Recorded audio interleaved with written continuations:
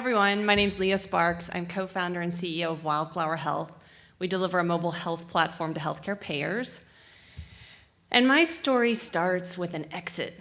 My last startup, where I ran business development, was acquired in February of 2010 by Medco, which at the time was the largest pharmacy benefit manager, a huge company. And I was psyched, not because I was getting rich, because I wasn't, but because I had this loud ticking in my head, tick-tock, the metaphorical biological clock. At the time, I'd been married about 6 months. I was 36 years old, which is an advanced age in the realm of fertility and pregnancy, and I was prepared for just having a really tough time getting pregnant, knowing that I was older. So literally the week after that deal closed, my husband and I got to working on starting a family. And lo and behold, after 36 years of trying not to get pregnant, first time out, da-ding, I was pregnant. We couldn't believe it. We were shocked and scared and excited and everything in between, but mostly really excited. But about 2 weeks after I had the positive pregnancy test, I was at work one day and I started having some bleeding. And I called my doctor, went in and started getting my hormones checked, and turned out I was having a miscarriage. And of course, we were really sad and disappointed. But at the same time, I'm a savvy healthcare consumer. I knew the odds. The fact is that 1 in 5 of every pregnancy ends in miscarriage. So my husband and I sort of shrugged it off and got back on the horse, if you will, and tried again, and lo and behold, second time out, da-ding, pregnant again. At this point, I was really proud of my old lady fertility. It was remarkable. But once again, about 2 weeks after I had this positive test, same thing, bleeding, had another miscarriage, and this time I did not shrug it off. I was very proactive, got referred to a specialist who could help with preconception and fertility issues. And when I went in to see the specialist, we were really surprised to learn that even though recurrent miscarriage is about 1% of pregnancy, so 50,000, 60,000 people a year, we still don't know a lot about what causes it. I learned it could be anything from hormones to my uterus, to my cervix, to genetics.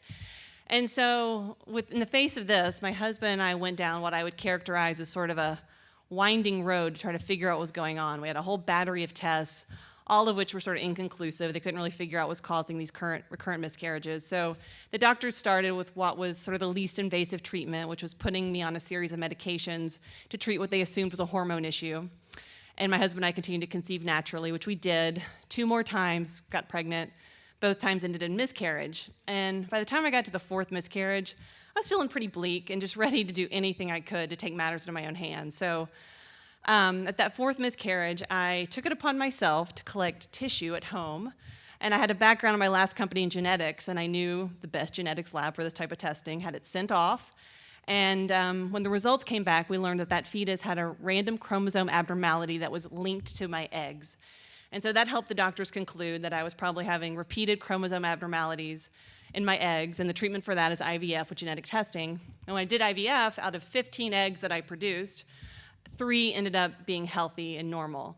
So whereas the normal statistics are 1 in 5 pregnancies end in miscarriage, my stats were more like 4 in 5 were going to end in miscarriage.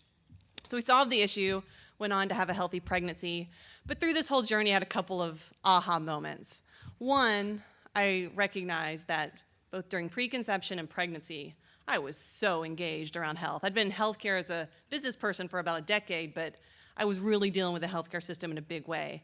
And I found this to be true about other women who were pregnant. Second, it was a lot of cost. I mean, not only just the infertility treatment, which is largely cash pay, but once I got pregnant and started getting the EOBs for my tests and screenings and the delivery, I saw big numbers there. And when I took a step back and looked at maternity overall, I found that it's the #1 driver of hospital costs, about $100 billion of hospital charges a year. And over half those costs are related to pregnancy complications, many of which we could prevent or treat better if we were smarter about it. And finally, I recognized that the data was crappy, right? I saw it my own condition in recurrent miscarriage, but then again, as I looked at the whole space in maternity, there are a lot of pregnancy complications we don't really understand. About half the time, when a woman ends up with a delivery that's high cost, highly complicated, we didn't predict it in advance. So I looked at all these variables and thought, this is the perfect storm for a business opportunity. And out of these observations, Wildflower Health was born. At Wildflower Health, we're delivering a mobile health platform to make the system smarter. And what we do is create great mobile engagement that engages consumers, but we take that engagement and plug it into the healthcare system and work with healthcare enterprises. Specifically, we work with healthcare payers who are our customers, and we help a consumer not just get engaged, but navigate the system and make smarter decisions based on local providers, her health benefits, et cetera.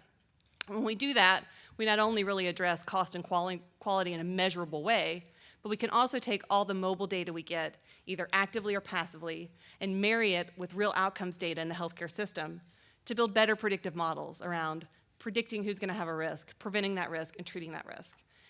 And we're applying this model first in maternity, and our mobile maternity program is called Due Date Plus, and it's all around engaging women around health milestones, helping them surface health issues in pregnancy, and take evidence-based actions or actions based on their provider network or health benefits. We've tested this program with about 25,000 women. We've collected over 100,000 data points on pregnancy, and we're seeing women use the program in a really meaningful way. And we're currently rolling it out to our first 2 payer clients, both in the Medicaid population and the commercial population. And just to close, my personal story has a happy ending. This is a picture of my son, Luke. He will be a year old in September. And thank you. And obviously the journey to becoming Luke's mom was not without its challenges. It definitely tested my patience, my optimism, my persistence. But I'm really grateful for the journey, not just because it helped inspire Wildflower Health, but because coming that up close and personal with the healthcare system, having my own sort of mini crisis, really reignited my passion for why I do what I do. And as healthcare innovators in this room, we know that changing the system is a slog. We're fighting an uphill battle sometimes, but we will all face healthcare crises in our lives. Mine was actually really minor in the grand scheme of things. But when we do that, I'd encourage all of us to harness those opportunities to remind us why we're in healthcare innovation to begin with. So thank you so much.